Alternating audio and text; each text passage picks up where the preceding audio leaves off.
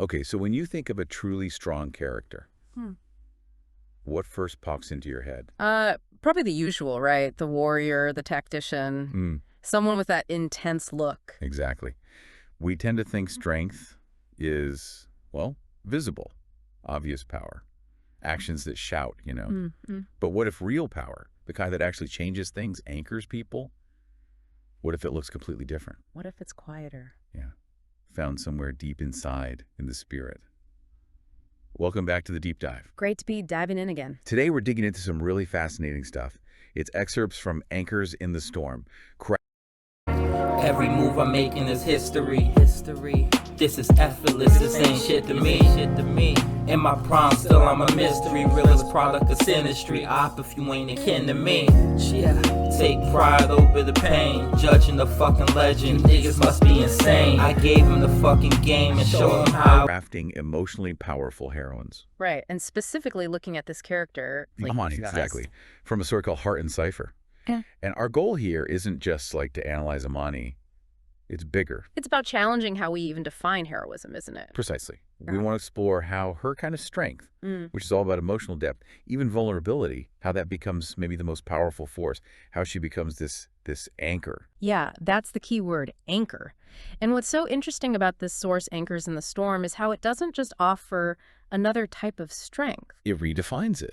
It totally redefines it. It pushes us, to look past the surface, to think about power differently. Or away from the louder, faster, stronger. Exactly, towards something much more profound, I think. Okay, let's dive right in then. The source kicks things off with a real challenge. It says, strength isn't always about the weapon in your hand or the scars you've collected. Wow, yeah. That cuts against decades of stories, doesn't it? It really does. So if strength isn't about the obvious weapons, the visible proof of battles, what is it? According to this source, what's the core of strength, especially for a heroine like Imani?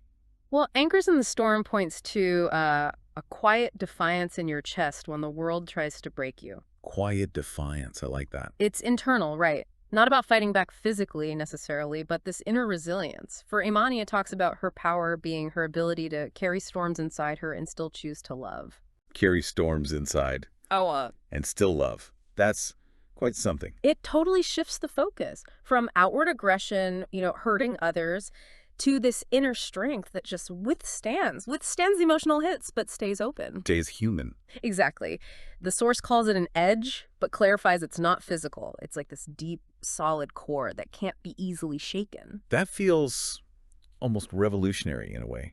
We see so many heroes, especially in action genres, defined by how much damage they can do or how much pain they can take physically.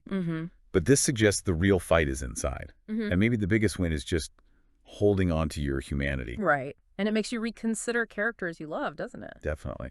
How many of them, maybe underneath the action hero stuff, were really about that quiet defiance, that choice to keep going, keep loving, even when it felt impossible? It's a key difference. Often emotional strength is just seen as like step one before the real action starts. We're here. Here, it is the action. It's fundamental to who she is. And that internal strength gets even more interesting when you look at Imani's actual journey. The source says she goes from journalist to operative. Which usually implies getting tougher, colder, right? You'd think so, building walls. But the text is explicit. Her journey isn't measured in bodies dropped or missions completed. So, not the usual spy movie scorecard. Not at all.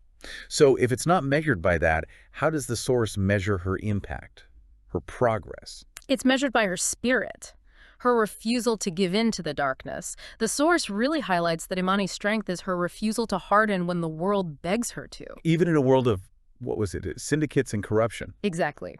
Where hardening seems like the only logical response, she chooses vulnerability instead. And get this, compassion, it says, is a weapon just as sharp as steel for her. Compassion as a weapon. Wow. Yeah.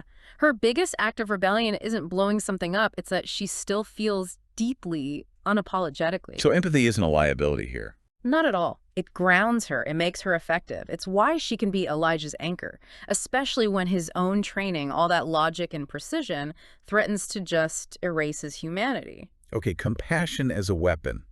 That phrase really sticks. It's such a different model from the toughness we usually see. Right. In a world yelling, toughen up, shut down, she does the opposite. Yeah.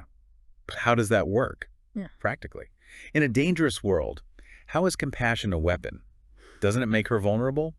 It seems like it could be a huge risk. Well, the source seems to imply it's not like using kindness to literally fight someone. It's more strategic. It allows her to connect, doesn't it? To actually understand people, their motives, and through that understanding maybe inspire change or loyalty in ways force never could. Ah, okay, so it's influence, not attack. Exactly. It's not naive. It's about seeing the human element, even in awful situations, and using that insight, finding connection. That's often more powerful than just overpowering someone. And that must be how she impacts Elijah. Definitely. It's how she reaches someone like him. Which is the perfect lead-in. Let's talk about Elijah. Experiment 0008, described as engineered, machine-like, built for control. The total opposite of Imani, right? Cold precision versus deep feeling. Exactly.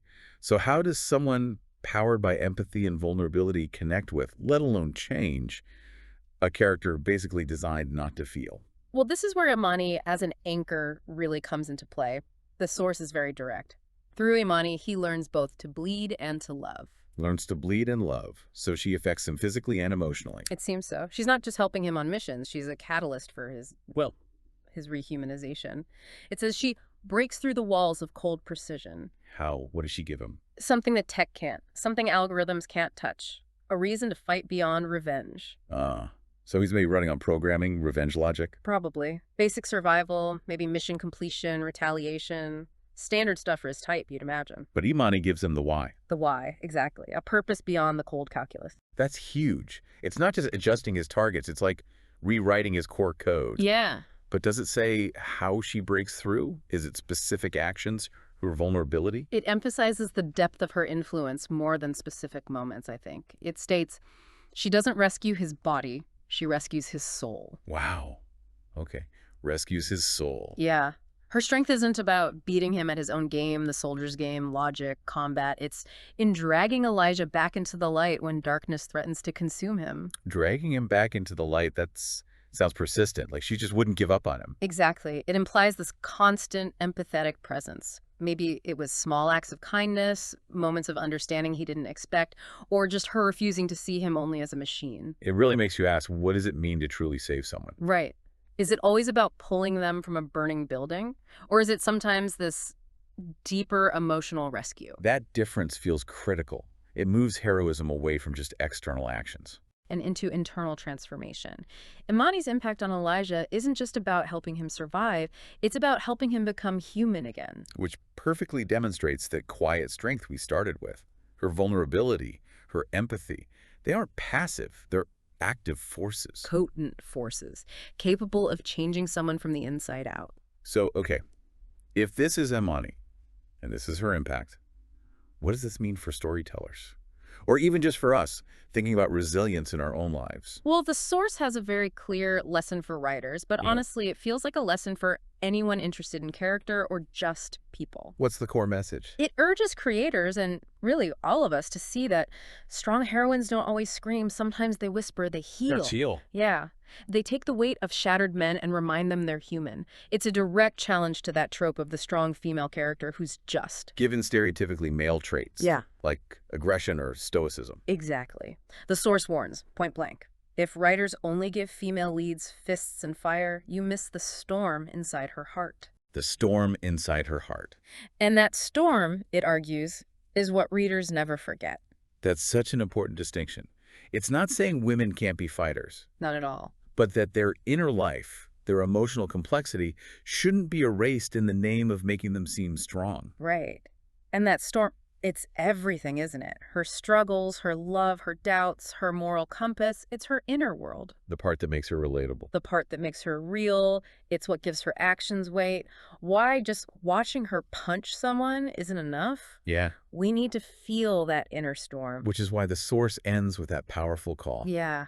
Write your heroines to be more than survivors. Make them anchors. Anchors. There it is again. Make them the reason others fight at all. It's about moving beyond just enduring. Then enabling, to being that emotional center. Yeah, leading through empathy, essentially. Make them the reason others fight at all. That really resonates. It makes you think about the characters who've truly stayed with you. Or people in your own life, maybe.